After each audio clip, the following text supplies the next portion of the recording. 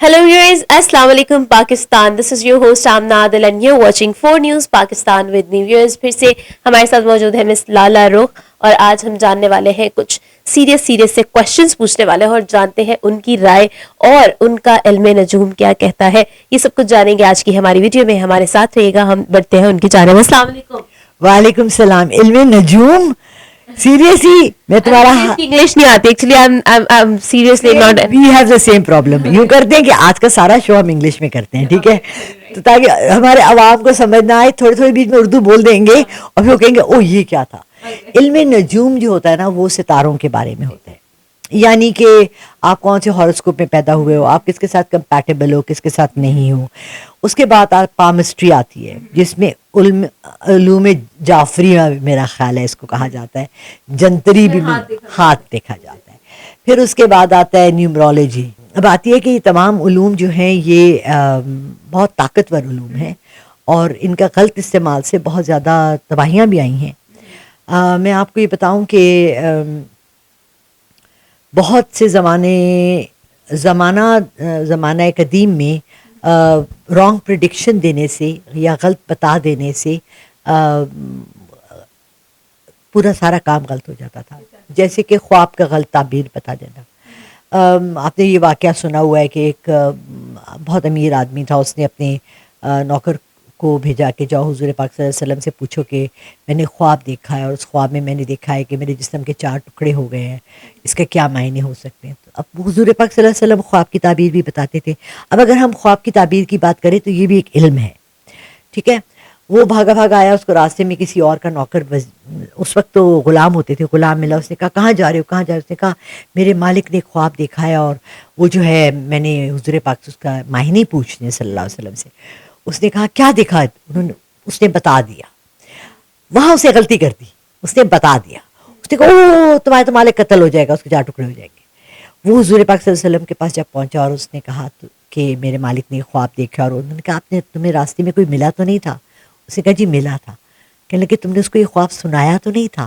कहने लगे जी सुना दिया था.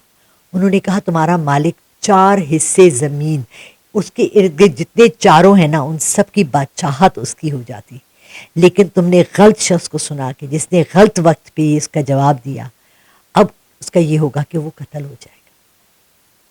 वो 4 हिस्सों में उसका जिस्म. देखो ये हमारे नबी पाक सल्लल्लाहु अलैहि वसल्लम किस तरह की हदीसें और कहानियाँ और स्टोरीज़ हैं और ये मैं हमारे पास होती हैं. अब मुझे इसका श्योरिटी नहीं है कि ये सच्ची है या ये किसी ने मुझे ऐसे सुनाई है, लेकिन जिनसे मैं बातें करती हूँ मैं कोशिश करती हूँ कि मैं उनसे पूछूंगी ये कहाँ से आपने सुनी है या कहाँ से. तो इसका मतलब है कि ख्वाब भी सच्चे आते हैं. अब मुझे कोई ख्वाब सुनाता है तो सबसे पहले ये कहना चाहिए ख्वाब के बारे में अल्लाह बेहतर करे, और फिर उसके बाद उसकी इंटरप्रिटेशन. अब मेरे बच्चे मुझे सिर्फ ख्वाब अपने सुनाते हैं. बहुत से लोग हैं जो मुझसे आके ख्वाब की ताबीर पूछते हैं. अच्छा मज़े की बात यह है कि जब मैं बता रही होती हूँ तो मैं नहीं बता रही होती, वो मेरे अंदर से कोई बोल रहा होता है. अब वो क्या चीज़ है, वो कोई फरिश्ता है, अल्लाह ने कोई इल्म अंदर डाला हुआ है जिसको ज़ुबान भी है. मैंने एक और इंटरव्यू में भी बताया कि जब मैं किसी को तस्बीह कह रही होती हूँ कि पढ़ो, तो बहुत सी तस्बीहात ऐसी हैं जिनको मैंने कभी खुद इस्तेमाल नहीं किया, लेकिन मुझे माइंड में आ रही होती कि इस शख्स को ये तस्बीह दे दो और ये इससे बेहतर हो जाएगा. हम की बात पे आते हैं. हाथों की लकीरों को जरा देख नजूमी, ये देख मेरे साथ वफा कौन करेगा. तो मेरा क्वेश्चन आपसे ये है कि मुल्की हालात इस वक्त काफ़ी टफ जा रहे हैं. पर्सनल बातें तो खैर बहुत होती हैं, लेकिन आपको क्या लगता है कि ये जो टफ सिचुएशंस आई हैं पाकिस्तान में, ये भी कहा जाता है कि जैसी आवाम होती है वैसा हुक्मरान होता है, लेकिन आपको क्या लगता है कि पाकिस्तान पर जो ये सर्कमस्टांसेस चल रहे हैं, जो सिचुएशंस चल रही हैं, what is the basic reason? Basic reason is same thing, हम खुद ख़राब हैं. तुम मुझे सिर्फ ये बताओ, मैं रिसेंटली गई अपना पासपोर्ट रिन्यू कराने. मेरे साथ मेरे रिक्शे वाला जाता है, वो बहुत समझदार आदमी है, उसको जगह भी पता है. हम वहाँ पहुँचे तो कि मुझे कहने लगा कि मैंने कहा भी मैं खुद करूँगी.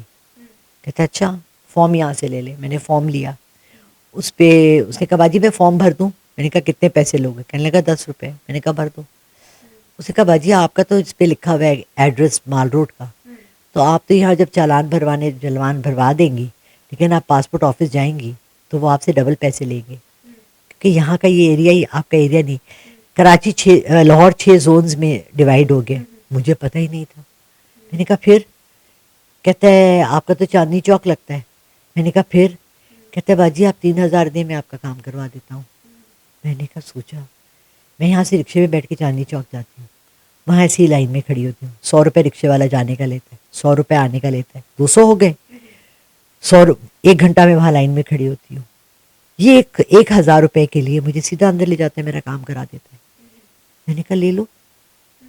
میں نے 3,000 ایکسٹرا اس کو دیے, 3,000 فیس تھی, 6,000 میں میرا کام ہو گیا. میں نے حرام پیسے دیے یا حلال دیے؟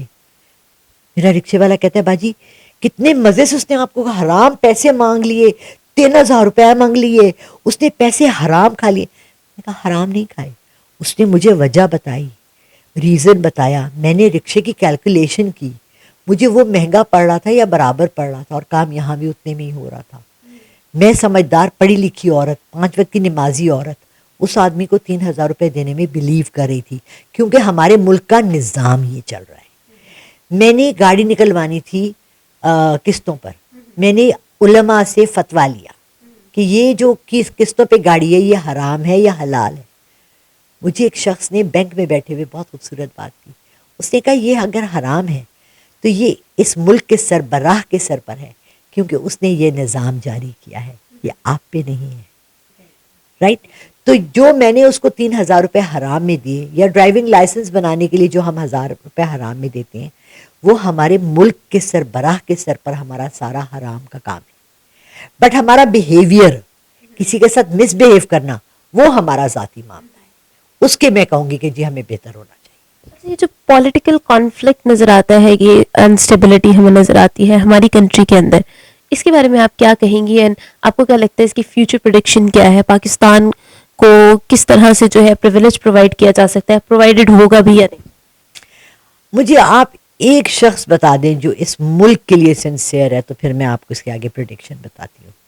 اس کے بارے میں تو خیر ڈیفینیٹلی ہم لوگ کچھ بھی نہیں کہہ سکتے. میں تو خیر being a student and being normal Pakistani بالکل بھی نہیں کہہ سکتی. ڈیفینیٹلی اسی چیز سے بھی ہمیں اندازہ ہوتا ہے نا کہ ہمارے عام عوام ایجوکیٹڈ بھی نہیں ہے, ہمیں آئیڈیا ہی نہیں ہوتا کہ ہمارے لیے بہترین حکمران کون ہے, ہمیں چوز کرنے میں بھی پرابلم ہوتی ہے. تو یہ بھی ایک میجر ایشو ہے جو ہمیں فیس کیا جاتا ہے. جن ممالک میں 25% یا 30% ایجوکیشن ہو, وہاں پر کبھی بھی ڈیموکریٹک گورنمنٹ نہیں ہونی چاہیے, کیونکہ وہ پھر عوام سے کھیلتے ہیں. وہاں پریزیڈینشل فارم آف گورنمنٹ ہونی چاہیے, یا وہاں ڈکٹیٹرشپ ہونی چاہیے. ٹھیک ہے, ڈکٹیٹر کیا کر لیتا ہے؟ فوج تو ویسے ہی 70% پاکستان کا پیسہ ان کے پاس جا رہا ہے, تو وہ اور کیا کھا لے گی, کیا کر لیں گے؟ وہ تو بہتر ہی کر رہے ہوتے ہیں. کم از کم فوجیوں کے زمانے میں گاڑیاں سیدھی لائن میں چل رہی ہوتی تھی, ان کو پتا ہوتا تھا. تو میں تو بلیو ہی نہیں کرتی کہ ہمارے لیے, میں نے 40 سال میں کوئی اچھا شخص دیکھا ہو جو اس ملک کے لیے سنسیئر ہو. عمران خان سے مجھے پھر بھی تھوڑی سی, میں 100% نہیں کہوں گی, 80% بھی نہیں کہوں گی, 50% مجھے امید ہے, کیونکہ وہ باہر رہا ہے, باہر ایجوکیشن حاصل کی ہے, اس کو اچھے اور برے کی تمیز پتہ ہے. یہ جو باقی 2 لوگ ہیں نواز شریف اور زرداری, ان کو تو اچھے برے کی تمیز بھی نہیں پتہ.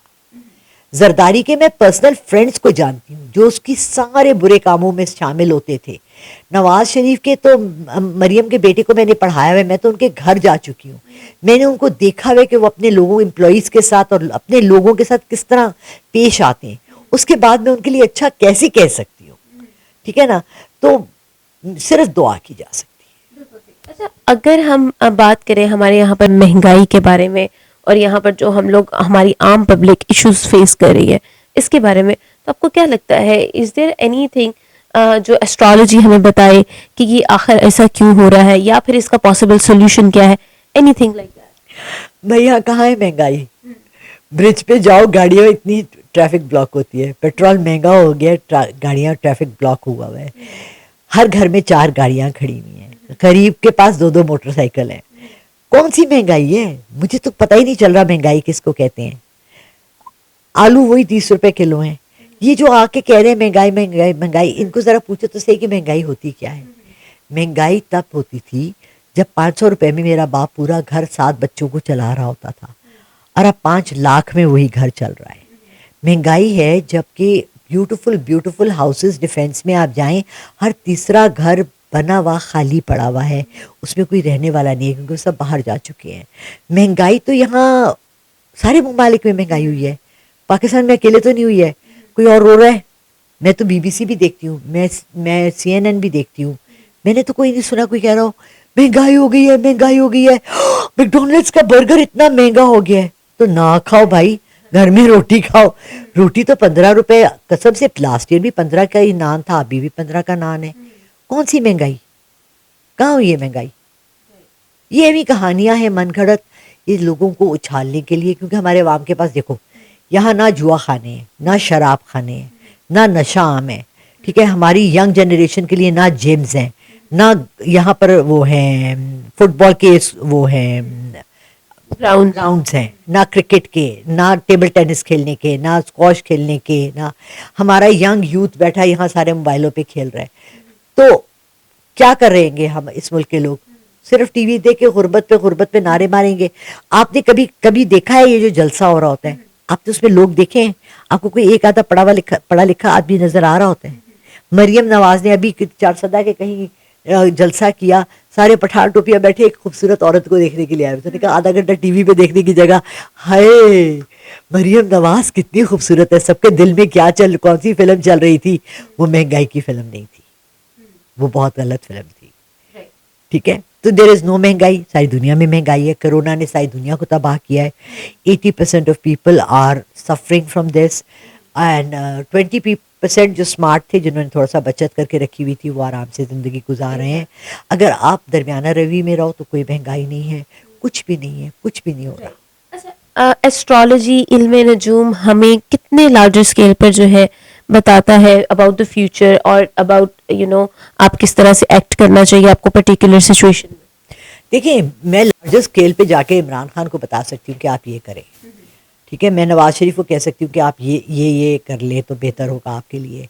अगर लार्जर स्केल पे अगर मैं यूट्यूब चैनल पे आके सिर्फ बता रही हूँ तो किसी को कोई फर्क नहीं पड़ रहा, क्योंकि वो लोग तो ये देख ही नहीं रहे ना. वो तो ये एक गेम चल रही है, ये जुआ चल रहा है, पैसों का, हेरा फेरी का. हाँ, तुम्हें और मुझे तो पता ही नहीं है हो क्या रहा है, ठीक है. हम दोनों, तुम तो छोटी बच्ची मासूम हो और मैं सब कुछ देख चुकी हूँ. मैं 20 साल से मिनिस्टर्स को सामने बैठ के हेरा फेरी और चक्कर चलाते हुए, अपनी सीटें इस्तेमाल करते हुए, अपने ओहदे इस्तेमाल करते हुए, उनके बस पैसे लेते हुए. कभी तुमने जूतों के डब्बे में 5 लाख रुपए देखे हैं? 97 की बात है, जूते के डब्बे में पैसे देखे हैं? रिश्वत कैसे आती है? कभी किसी को रिश्वत देते देखे हैं? नहीं. हम किसकी बात कर रहे हैं? ये गेम हो रही है, चल रही है, आपस में सब ये खेल रहे हैं. हम तो ये ऐसे ही बैठे. अवाम इज लाइक कीड़ा मकोड़े जो उधर चल रहे हैं. nobody gives a can I say the word shit on your channel? Nobody cares कि आम आदमी के साथ क्या हो रहा है. किसी को घंटा फर्क नहीं पड़ रहा, ना नवाज शरीफ को, ना आसिफ जरदारी को, ना बिलावल भुट्टो को, ना मरियम नवाज को, ना मरियम औरंगजेब को. किसी को फर्क नहीं पड़ रहा कि हमारे साथ क्या हो रहा है. आप कितनों से मिली हैं? आए, अब कभी सड़क पे निकले हैं, बाहर आए ना, आम आदमी की तरह आए, 7 स्ट्रीट पर आए, बाजार में आए, चले देखिए, लोग आपको चाहते हैं, पसंद करते हैं या आपको गालियां देते हैं. ये उम्रा करने गए, जो हुकूमत आई 25 आदमी जहाज में भर के, वही काम पुराना वाला, बिल्कुल वही वाला. और वहां लोगों ने इनको चोर चोर कहा और आके फिर इल्जाम लगा रहे हैं कि इमरान खान ने बंदे भेजे थे वहां हमें चोर कहने के लिए. कम ऑन गाइस, लंदन में आपको चोर कहा गया, सबके पास वीडियोस हैं. लंदन में इमरान खान ने बंदे भेजे थे. मुझे नजर आए, मैं चोर कहूंगी, मुंह पे कहूंगी, किसी के बाप का लेके नहीं खाती. वहां क्यों कहा? ऐसी खाना काबा वाली जगह में आप क्यों गए? आप हुकूमत आते, फिर आप लोगों ने वही काम किया जो नहीं करना था, कि आप फ्री में चले. सब कह रहे हैं कि जी हमने अपने अपने टिकट दिए थे, आप पब्लिक कर दें. कार्ड्स का नॉलेज डेफिनेटली आपने मुझे बताया कि आपने सीखा और सब कुछ. तो क्या अगर हम चाहें तो हम ये जान सकते हैं अबाउट द फ्यूचर, प्रिडिक्ट कर सकते हैं कि पाकिस्तान क्या कहाँ पर स्टैंड करने वाला है इन द कमिंग ईयर्स? क्या ये पॉसिबल है कि हम इसके थ्रू ये कर सकें? वैसे तो लोग यूज नहीं करते, लेकिन हम आज कर लेते हैं. कोई कर लेते हैं. आप दो कार्ड निकाल. yes or no? मतलब पाकिस्तान अच्छा होगा, पाकिस्तान अच्छा होगा या बुरा, इसके लिए चले एक कार्ड निकालते हैं. एक ही कार्ड. एक कार्ड निकाल. यहाँ रखो. सीधा कर लें, आप ही कर लें. वाह, ये वही निकला है जो इमरान खान के लिए निकला था ना, नाइट ऑफ पेंटिकल्स. बहुत बेहतर होगा इंशाल्लाह, तरक्की करेगा. इंशाल्लाह.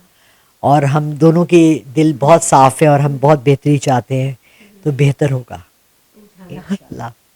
चलें जी, कार्ड. चले इसी के साथ एक उम्मीद के साथ कि पाकिस्तान इंशाल्लाह आने वाले सालों में, आने वाले दिनों में एक बेहतर जगह पर स्टैंड करेगा. हम लेते हैं आपसे इजाज़त. आप नादिल को दे इजाज़त और मेरे साथ ही मिस लाला रुख. बहुत मज़ा आया उनसे बात करके, बहुत इन्फॉर्मेशन गेन हुई. इसी के साथ इजाज़त चाहेंगे. अल्लाह हाफिज़.